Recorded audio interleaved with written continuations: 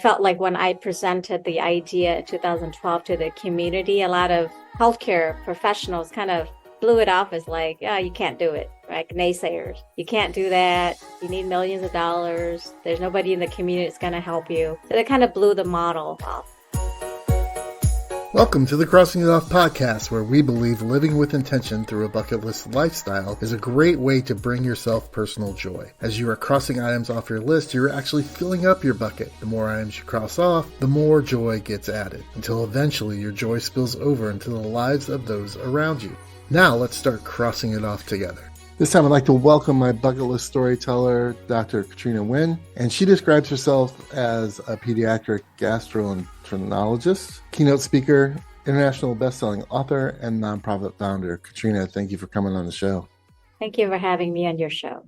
Yeah, so tell us, what did you cross off your list? Getting something trademarked. Okay, so I have no idea what this takes or entails. So could you just tell us a little bit about like what is a trademark? Maybe what's the difference between that and a copyright?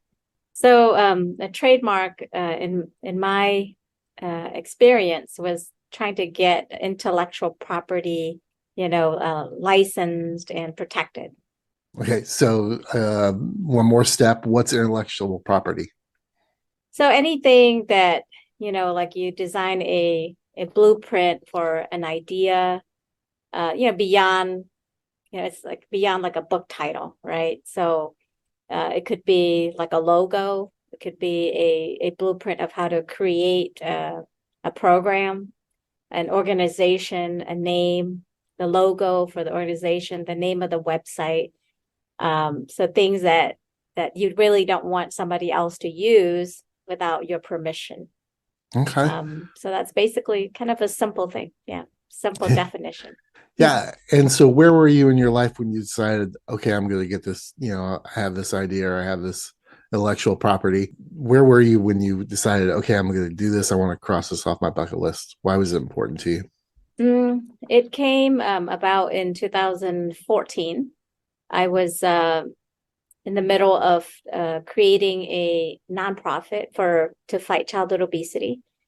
And in 2011, I was in Georgia and created the first community-based childhood obesity program. But then I didn't have a nonprofit at that point, but people were very excited about the fact that I created something that didn't require the hospital or clinic, even though I was a doctor, and still can influence children's health and families' health. So when I came to Illinois in June of 2013, my partners here said, can you do a program in Illinois, Rockford, Illinois, like you did in Georgia? That was when the idea of creating a nonprofit started. And I said, well, seems like people are excited. Maybe somebody wants to do what I do in the future. Let's get it protected. Why the need for protection? Explain that a little bit. Like, no big deal. If you say you're a nonprofit and you're doing these things, why do you need to protect it with this trademark? Well, I think a lot of hard work and thinking and planning was involved. And I felt like when I presented the idea in 2012 to the community, a lot of healthcare professionals kind of blew it off as like, oh, you can't do it, right? Naysayers. You can't do that. You need millions of dollars. There's nobody in the community that's going to help you. So they kind of blew the model off. But I applied for a grant through the American Academy of Pediatrics and was granted, and they only give between 60 to 80 grants a year. So the reason that they would grant someone like an idea, like $3,000, is if they feel it can be replicated anywhere, any city, any state, not specific to any university or hospital or clinic. And I felt like a lot of work was put into it. And I really wanted to prove naysayers that at some point, somebody's going to be like, wow, I want to do what she did, and say that it's important. And it's something that's going to help other people. When you put a lot of effort into that, you want to really maintain that credit for the future. Okay. So how do you go about getting trademarked? Do you just like write up a proposal and send it to somebody? How's that piece of it work? When I started the first program in Georgia, I actually did a presentation called the Obesity Summit, right? And I presented these are the pieces of the puzzle that would need to be present in the community to make it happen. And then I replicated that in Rockford, Illinois, just a model, and then just plugged in, what our community have and how it could fit into the blueprint and the model. Basically what I found is that if I can use that blueprint, I can help people that are passionate about the cause to find the right partnerships to make it happen. How it happened, I always talk about it as divine intervention, right? So I say whenever I look for partnerships and it doesn't happen, it's just not meant to be. And for me, like spiritually, there's not a connection there. People are on the same page. We don't have the right, partnerships and passion. In 2014, in the middle of, trying to decide how am I going to get trademark, I actually asked a lot of people in Illinois because I was new to the area. Do you know any attorneys that do patent and trademarks? And, either they cost too much or they didn't really understand why I want to do it, or they weren't really passionate about the cause. So they didn't really want to help. And if they wanted to help, it was like really expensive and I wasn't ready to commit that. And so around the same time, the mother of a former patient in Georgia emailed me and asked me if I could write a letter for her daughter who I'd cared for because she was trying to join a sorority in college. And I had to kind of explain why the child was very sick and hospitalized often before I was sought out as a second opinion and made the diagnosis and treated her and she got better. But the school still wanted to know why there was this like change in school, alternative high school, that kind of stuff. And then at the end of the letter, the mom signed it as trademark and patent specialist. And she was a paralegal for an attorney. And it was like one of the top like 5 trademark and patent, attorneys like in the US. They had a branch in Atlanta and also I know in Washington too. So that's what happened. I mean, and I thought, wow, this is meant to be. Like this person who I cared for her daughter is coming back to, like, she didn't know that I had that desire, but it just landed right in my lap. And then they, charged me a little bit, not unreasonable beginning, but after I became a nonprofit, they've been representing us pro bono. And so we became trademark by like April of 2016. We formed a nonprofit in November of 2014. And the nonprofit status was issued in January 2015. So it was fairly quick. And then we just renewed after 6 years. So in 2022, we have to renew to show evidence that we've been using the name and the logo and all that. So, so they're kind of monitoring that to let me know whenever I have to renew it again. Yeah. And so the renewal process or the original process, there's paperwork involved that goes somewhere. Where does that go? Yeah. So the initial part, like I had to do some, conference phone calling about the name, the website, the logo design, kind of the colors, like the meaning behind things so they could explain why it's the way it is and the meaning of colors, the meaning of figures. And they also had to do, like the initial cost was doing like a search on whether the names have been used and whether there's any similar logos. And then I can't remember exactly, but I feel like it was like a 30 to 60 day period after the initial paperwork was submitted to the office for trademark and patents. Then they had to give time for people to dispute and challenge whether there's any similarity in name or logo before they could actually move forward with getting it approved. So that was the process. And actually for us, getting it approved was fairly quick because of, how good the attorneys were in their experience. So most people are surprised. They're like, wow, like, within a year and a half after you became a nonprofit, this thing went through. So that's what happened. Yeah. And so what does that gain you and the nonprofit having those things trademarked? There's a certain level of prestige that's involved in it because it does. When I go and do like presentations about childhood obesity, after that, like in the past, before it became trademark, like I would get invited to do like keynotes, for nursing, medical conferences, continuing medical education, but it was very sporadic. But after I got trademarked and I had the nonprofit and programs, the medical school here in Rockford actually had me on the schedule every year. I was Hmm. like hooked into the curriculum for first and second year medical students. And it was like people looked at it as like it's a privilege. Like there's an expert in this field whose work and credibility and intellectual property is licensed and trademarked. And she's actually a big deal. And I think it's like building that prestige and the connection where people actually want you to be part of something to influence future education for medical students. And so if somebody else wanted to do this and they said, oh, I have this idea or I have this stuff, I have this program and they wanted to get trademark, what would be the thing that you would say is like number one things they should do if they're going to go through this process? Well, I think initially what I did, even before I met with an attorney, was I actually did my own search online. So if I had names, like I wrote down names of like why that name's important, what's the meaning behind it, how will I explain that name to someone to have them understand its relation to the name or the logo with what I do. And then do a search online to see like, is that name been used? Is there a logo that I'm thinking that could be similar, that could be disputed? So you have to kind of do your own research first before you think about getting an attorney because they'll do the work, but they also rely on you having some knowledge because you're the expert in what you're trying to pursue and your passion. And then, the other thing is think about the fact that how passionate are you about it? Where if you're going to run into roadblocks, are you going to give up or is it so important that it doesn't matter how many challenges or how long you're going to go through it because it's an investment in time and also money. So yeah, but and especially if you're a nonprofit like myself, that's the reason why you're doing not like a business.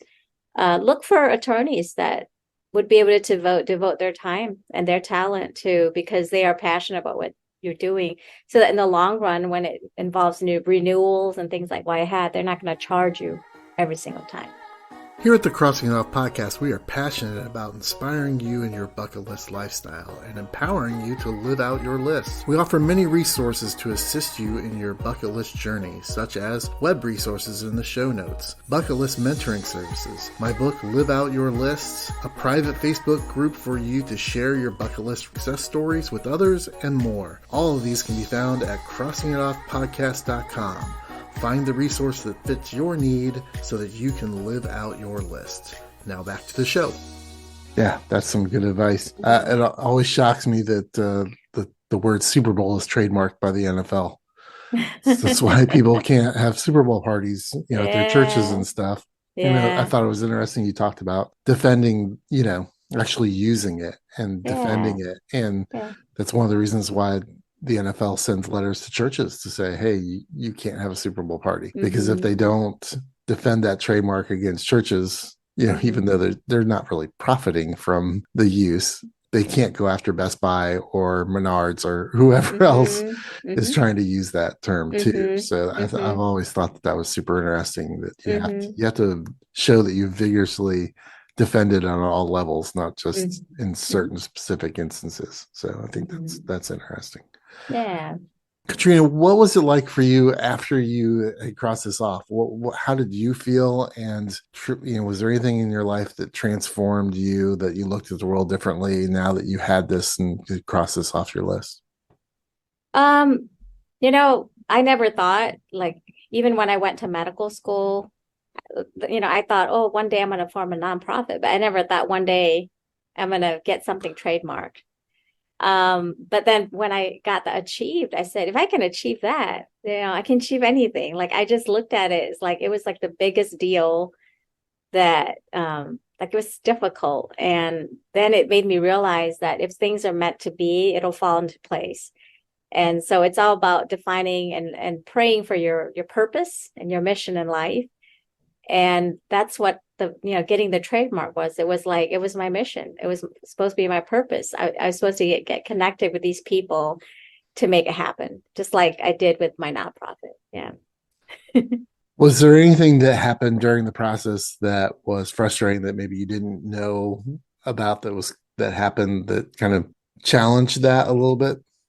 I would say probably the waiting time of once you like the hard work was getting it submitted, and then we're like waiting and going, okay, is somebody going to challenge it? Or what would we do if they challenged it? What am I going to change? And yeah, lucky for us, there was no challenges. But I didn't realize that that was that part of it. I thought, oh, we're just going to submit it. And then if they like it and they approve it, and then we just have to change our language and whatever, I didn't realize there was that challenge part of the waiting time. And was there anything surprisingly, good about the process that you weren't expecting the outcome to be what it was? Yeah, the good part is that waiting time actually made me really think about how to explain like the Mm-hmm. questions you had earlier, which is about why did I want this protected? And it really built into my future presentations as to explaining that to people when they heard about what I do, not just the trademark part, but the nonprofit part. Like, why did I want my nonprofit name protected and my blueprint and the model of the community-based, obesity program protected? And it just gave me time to really kind of dwell on that a little bit more than just going through the motions and just trying to meet deadlines and getting things submitted. Yeah. Yeah, I found that with doing podcasts to promote this podcast, that the more I did it and the more I thought about it and the more people asked me questions about it, the more succinct I became at doing other people's shows because Mm-hmm. as I had heard most of the questions, I had an answer for whatever question was coming. So that's Yeah. definitely a benefit of doing those reps of continuously thinking about something, especially if Yeah. you're passionate about it. And for me, it wound up after doing so many of those that it was like, oh, I should just write all this down and write a book. So I understand that process very well. Yeah. So, Katrina, what is something that you still have on your bucket list that you'd like to cross off related to the Um, nonprofit or well, not? I just, let me see, 3 months ago, I did professional training for keynote speaking with a four-time Olympian, Ruben Gonzalez. And, I did professional training for just speaking in general about a year and a half ago, but I felt like I had to discover why I'm speaking. Just Mm, like, the same questions as why you get nonprofit or trademark. And I really wanted to speak to inspire people. Like it wasn't about speaking to increase business, that kind of mm. different kind of speaking.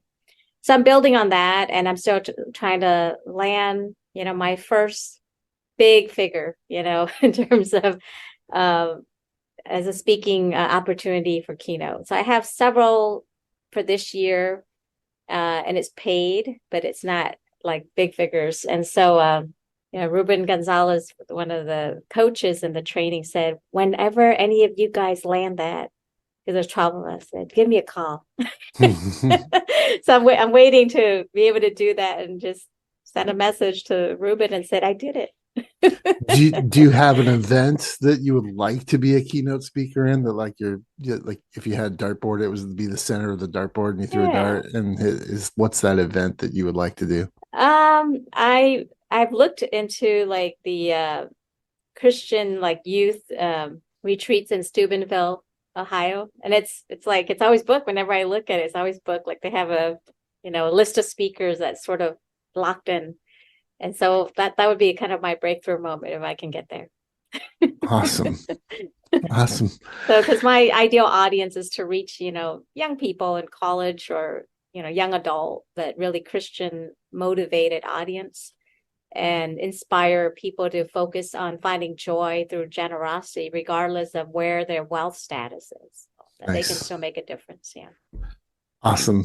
Katrina, can you tell us where folks can find more information about you, especially online? But can you also, at the same time, can you give a little bit more information about the nonprofit and what it does? So my nonprofit name is called Faithful, the number two fitness. So faithfultofitness.org is where we can find the website and the trademark and logo. And our purpose and mission is to help reverse the childhood obesity epidemic in America, starting here in Rockford, Loves Park, Illinois. It's about creating 12-week programs 2 to 3 times a year in your community by looking at community partners such as fitness centers, farms, grocery stores, dietitians, culinary companies that provide spices and oils, but creating like nutrition lessons and meal prep classes and fitness opportunities where we help families overcome barriers to healthy living. So if they can't afford a gym membership, can we, allow that to be overlooked, for 3 months to get them started? If they are afraid to go in the kitchen, prepare a meal, can we teach them how to do freezer meals? If they're trying to find a way to shop healthy on a budget, can a dietitian take them on Mm. a grocery store tour, teach them how to labor read and shop on a budget? And we've done that with various kids need to learn that food doesn't come from a box, right? It comes from the farm and how to harvest and prepare a salad and make a vinaigrette with the farm instructors. So there's just like some examples of things we've done since 2014 with the area here. And I would love to, help people out there who are passionate like myself and volunteers and partners here to do that in their community as well. So that's, my work and my website for my nonprofit. But certainly for other things in terms of, speaking, authoring, like the website, to find me through mdkatrina.com. And you'll learn more about my passion for generosity and teaching people how to do that and speaking opportunities to connect with your community. It's awesome that you're out there making a difference beyond Yeah. just being a physician, which is also Well, making a difference. So I yeah. appreciate Well, that. thank you. Thank you very Yeah. much. Katrina, I do hope that you get to Steubenville and that you get to have that opportunity to speak on that stage. That would be awesome. Thank you so much for sharing your story. I greatly appreciate it. Thank you very much for the opportunity.